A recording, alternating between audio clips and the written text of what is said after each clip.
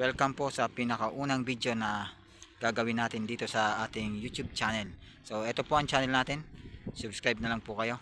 So ngayon magpapalipad tayo ng drone. So alamin natin kung ilang minutes yung maximum ng flight time. Tapos kung ilang minutes talaga yung bago malubat ang battery niya. So ito yung controller natin. DJI C5. At ang drone natin ay DJI Mini 3. Gamit natin ang standard na battery. Yan o. 249 grams. Open natin ang apps. So nakadepende po sa lugar kung saan kayo magpapalipad. Nakadepende po yung settings dito sa auto RTH altitude. Yan o. Auto RTH altitude 60 meters lang yung setup ko. Kasi kung makikita nyo, halimbawa dito sa may pinapaliparan ko, halos mga nyug lang nandito. So walang matataas na building. So okay na yung kahit 30 meters, 20 meters, okay na yon. So nakabase pa rin sa kung saang lugar kayo magpapalipad. So kung sa akin ang nilagay ko 60 meters, kung sa inyo may mga building, so siguro ko mas maganda mga 70 to 100 meters. Depende po sa lugar na papaliparan nyo. Tapos ang max altitude, hindi ko siya ginagalaw dito sa 120 meters yung max altitude. At ang max distance, no limit. Tapos ang una natin gagawin ay compass calibration muna. So start na tayo ng compass calibration. So diyan may naka-drawing, 'di ba, na arrow. So rotate aircraft 360 horizontally. Tapos rotate aircraft 360 vertically. So kailangan natin lagi mag compass calibration kasi mas mabuti na yung safety yung drone natin. So nakadepende yan. So mabuti kung isa lang yung pinapaliparan nyo, isang lugar lang lagi. Okay lang kahit ano. Tapos ang iba naman, hindi na talaga kinakalibrate yung compass kasi automatic nag-update yung home point. Pero para sa akin, mas maganda na i-calibrate pa rin bawat lipad. So take off na tayo. Pwede naman natin gamitin tong arrow dito. Ayan o. So take off. Long press lang nyo lang yan. Take off. Yun. Take off na. Home point updated. So ngayon, ang susubukan natin ay yung quick shot. Subukan natin lahat ng ano nito kasi hindi ko pa nasusubukan eh. So dito tayo sa may gitna. Quick shot, makikita nyo po sa ano, sa screen record. Stop ko muna tong record. So ito yung quick shot. Ayan, quick shots. Tapos so try natin tong drone eh. Yun.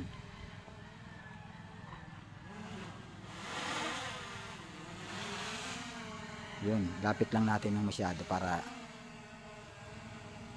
so yun, check natin yung quick shot. So ngayon drone yung pinili ko. So tap lang yung plus or gawa tayo ng box dito. Yun. Tapos start. 3, 2, 1. Yan yung drone. So yun oh. So hindi ko yan ginagamit dito sa ano, simula nung nabili ko tong DJI Mini 3. So first time na masubukan natin tong quick shot drone. Yan oh. So pagka atras niya paangat, tapos babalik siya kusa. So babalik siya dito sa atin. Yan, returning. Try natin. Yan oh, bumalik. So sunod naman circle. Ganun pa rin, select lang natin to circle, tapos gawa tayo ng box para ayun oh. Yun, hindi na siya box, rectangle na talaga. Okay lang yan. Try natin 360. Adjust natin yung altitude, tapos start. 3, 2, 1. So ang pinaka safe dito pag gumagamit kayo ng quick shot, lagi yung check nyo lagi yung ano, yung altitude ng drone nyo, tapos yung sa paligid kung may mga matataas bang sasabitan. Kaya dapat always check ng altitude para safe yung drone at safe ka rin. Yun. Sunod naman, tapos na tayo sa drone, circle, yung rocket naman. So yun, lapit lang natin, tapos tap lang natin tong plus na kulay green. Yun. Start. 3, 2, 1. Subukan natin lahat hanggang sa maubos yung ano ng battery natin, yung charge ng battery. Ayun na. Yan naman yung rocket. So ngayon ko pa lang yan nagagamit. Ang madalas kong gamitin dyan yung circle. Pero yung iba hindi ko nagagamit. Yan oh, ganda. 100%. Tapos pagka 100% nya, babalik siya dito. Kusa siyang babalik. Ayan oh, quick shot complete aircraft returning to task start point. Kusa siyang babalik. Yan, maganda talaga yung picture nitong ano, DJI Mini 3. Yun, ganda. Ang laki ng pinagkaiba dun sa dati kong drone. Ang drone ko dati ay Phantom 3 standard. So ang hindi na lang natin nasusubukan ay ang ito, Helix. Yun, top yung kulay green na plus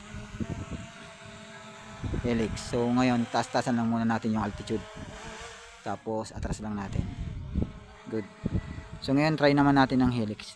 Start. 3, 2, 1. Yun, no? So palagi nyong check yung paligid nyo pag nagpapalipad kayo ng drone, pag sinusubukan nyo yung mga quick shots, kasi madalas nagkakaroon ng aksidente pag hindi nyo chinecheck yung paligid. Kasi minsan kung may mataas na bagay, or katulad nitong mga damo dito sa paligid ko, may mataas dyan parte, so kailangan natin i-double check para hindi sumabit yung drone at hindi magkaroon ng aksidente. Kompleto na natin ang drone, rocket, circle, helix, at eto, boomerang. Try naman natin. Tap lang natin yung kulay green na plus. Yun. Tapos start. 3, 2, 1. So ngayon ko pa lang lahat na subukan tong ano, quick shot ng DJI Mini 3. So sagad natin yung battery hanggang sa malubat para may idea rin yung iba nating mga kaibigan na meron ding DJI Mini 3. Ayan, oh. Ganda. Ganun pala. Mas malaking tulong yung ano mga quick shot, pero kailangan pa rin nating sanayin sa manual yung sarili natin. Hindi tayo dapat laging umasa dito sa mga feature ng drone, kasi may pagkakataon na kailangan marunong talaga tayo magpalipad ng drone. Hindi lang dito sa mga quick shot, kasi nako, pag nasanay tayo dyan, kumbaga kailangan nating masanay na hawak natin yung stick lagi, hindi yung umasa tayo dito sa quick shot. So ngayon try natin tong gimbal. Yun,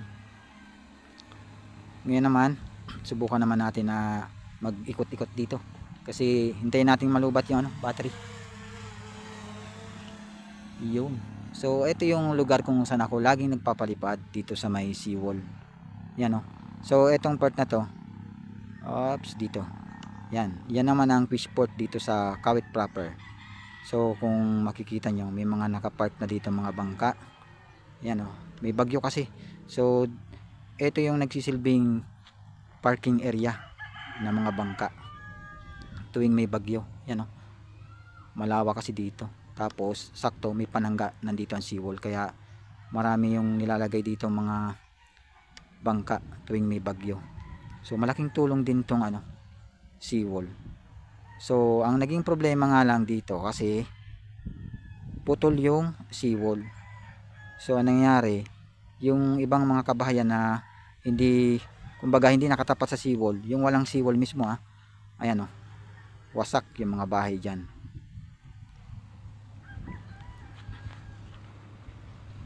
Yan, papakita ko sa inyo. So habang pinapalubat natin yung battery, sabayan na rin natin ng ano dito, bigyan ko rin kayo ng info. So nung nakaraang bagyong Christine po ito, ayan, oh, tingnan nyo yung mga kabahayan, zoom in, yun, ayan, oh, durog. Yan pa yung isa, wasak talaga, dahil yan sa lakas ng alon, kasi high tide nung nagkataon na pumasok yung bagyong Christine. So meron pa ditong isa, so patasin lang muna natin. So habang pinapalubat ko yung drone natin, so bibigyan ko rin bibigyan ko kayo ng ano, ng info tungkol dun sa mga nasirang bahay ng bagyong Christine. Ayan no, wasak talaga. So ngayon nagre-record ako sa screen record na lang, hindi ko na ginagamit yung sa mismong memory card para makita nyo lahat ng details dito, yung altitude, yung distance, yung battery percentage. Ano, kung makikita nyo namumuti na yung alon, so papasok pa lang kasi yung bagyo. Ayan o, halos karagatan yan. Ang ganda ng ano dito, lalo na dito sa may Bagataw Island. So nakapunta na ako dyan, halos may pupuntahan pa tayong isang lugar dyan na maganda pa. At ito naman yung ano niya, yung bagong karugtong dito ng seawall. Ayan o, nung bagyong Christine di rin nakaligtas eh, kasi ang lakas ng alon nun. Talagang nako, ayan o, durog yung gitna. Ayan o, halos ginagawa pa lang po yan, kaya naaabutan sakto, naabutan ng bagyong Christine kaya nawasak. So ngayon hintayin lang natin malubat yung drone natin. So malikot ako magpalipad kasi inaano ko lang na malubat na yung battery. Hindi ito naka sport mode, bali naka normal lang siya.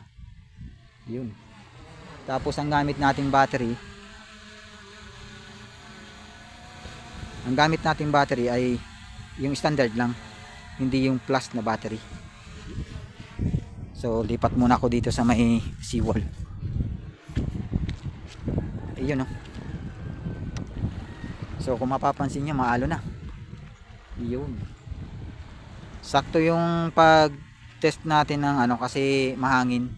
Masusubukan din yung drone natin. Ayun o, kita naman sa likod ko, maalon. So ibig sabihin mahangin yan pag ganyan. So kahit malikot yung drone, yung video natin stable pa rin. Basta mag-uumpisa tayo kung saan siya nag-take off, yung oras na yun, yun ang pagbabasihan natin para makuha natin kung ilang minutes talaga yung maximum flight ng battery ng DJI Mini 3. Yun o, maulap na. Ayan o, may bagyo kasi, kaya ganyan. Tapos lumalakas na rin yung hangin. Sana hindi umulan, kasi pag umulan hindi natin ito matutuloy. Yung bakas ng bagyong Christine, halos nung mga nakaraang bagyo din, halos ganyan ang itsura ng seawall. Pero may ginagawa dito eh, alam ko may karugtong na to. Ayan o, di ko alam kung yan ang karugtong, pero yan bagong seawall yan, ginagawa pa lang po yan. Return tayo. So pabalik-balik lang tayo dito kasi ang purpose lang ng video natin ay malubat yung battery natin. So para mabigyan natin ng idea yung mga kaibigan natin merong DJI Mini 3, kung ilang minutes talaga yung ano, maximum flight time ng battery. Standard lang battery ko dito, hindi pa yung plus. Tapos sa susunod pala na video natin, abangan nyo po yung pag long range test natin dun. Ayan o, yan sa gitna ng screen natin, dun tayo mag range test galing dito sa seawall papunta dun. Di ko alam kung 5 kilometers or 4 kilometers yung range niyan, pero subukan natin kung kakayanin ng DJI Mini 3. So abang-abang lang po kayo sa pangalawang upload natin. So itong video natin ngayon ay ang pinakauna nating video dito sa ating YouTube channel, Chris DIY channel. Yun. So sa ngayon lahat lang muna mga video ng sa drone natin, kasi 'di ba Chris DIY channel. So ituturo ko sa inyo yung mga nalalaman kong ano lang, yung mga basic lang, kasi wala naman tayong natapos na ano, high school graduate lang tayo. Kumbaga yung mga DIY na nalalaman ko na diskarte, yun ang ituturo ko sa inyo. So wala itong edit kaya minsan nauutal ako magsalita, pero okay lang yan, at least mabigyan ko kayo ng idea dito sa DJI Mini 3. Ikutin na natin yan habang may battery pa. So yan naman ang purpose natin, para ano, may pakita natin sa mga kaibigan natin na may DJI Mini 3 at sa mga baguhan pa lang sa DJI Mini 3. So ako, masasabi kong baguhan lang ako sa DJI Mini 3 kasi kakabili ko pa lang nitong DJI Mini 3. Pero hindi na po ako beginner pagdating sa drone. So may ilang taon na rin akong nagpapalipad ng drone. So nag-umpisa po ako sa DJI Phantom 3 standard. Tapos ang gamit ko ngayon ay DJI Mini 3. So hindi po ako nakikipagkompetensya. Kumbaga kung ano lang yung mga idea na nalalaman ko tungkol dito sa mga drone, yun din po ang ibinabahagi ko po sa inyo. So actual, ayan actual kung malalaman talaga kung ilan yung maximum flight time ng battery ng DJI Mini 3, yung standard. Yan wala tayong ibang gagawin kundi malubat siya. Masubukan natin yung quick shot. Ayun, may wire pala dito. May kable, ayun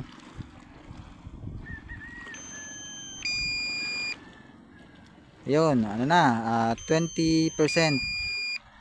Lumabas na yung low battery. Return to home promptly. So, check natin. So, ipababa na natin, hindi na natin pataasin para kahit pa paano nandito lang siya sa may malapit. Battery level is low. Aircraft will return to the home point in 10 seconds. Cancel na natin yan. So, hintayin natin talagang masagad natin yung battery.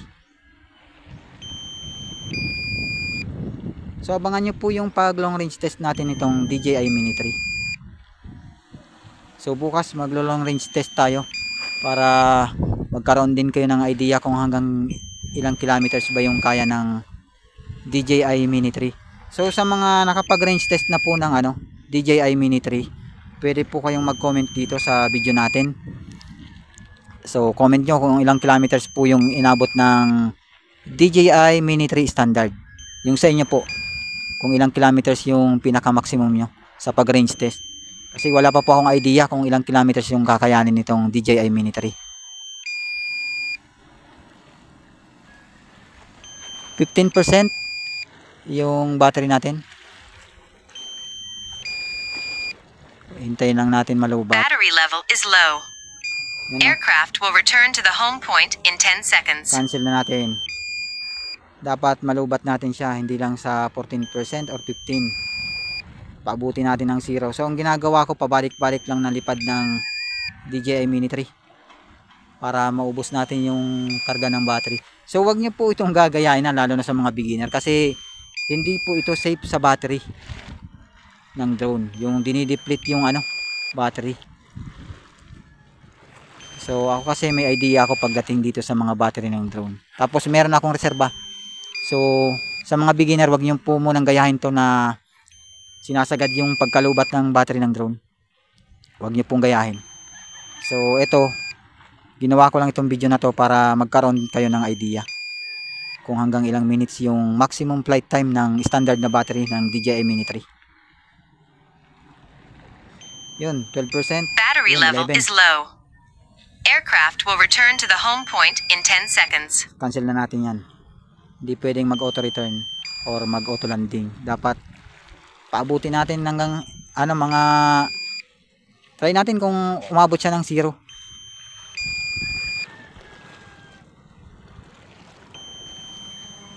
Critically low battery warning.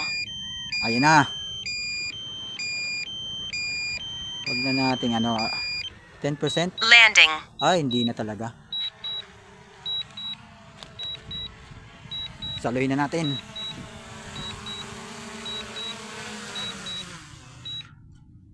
Yun 9%. Sa 9% pala, 10% kanina, nag-auto landing na siya. Talagang automatic na.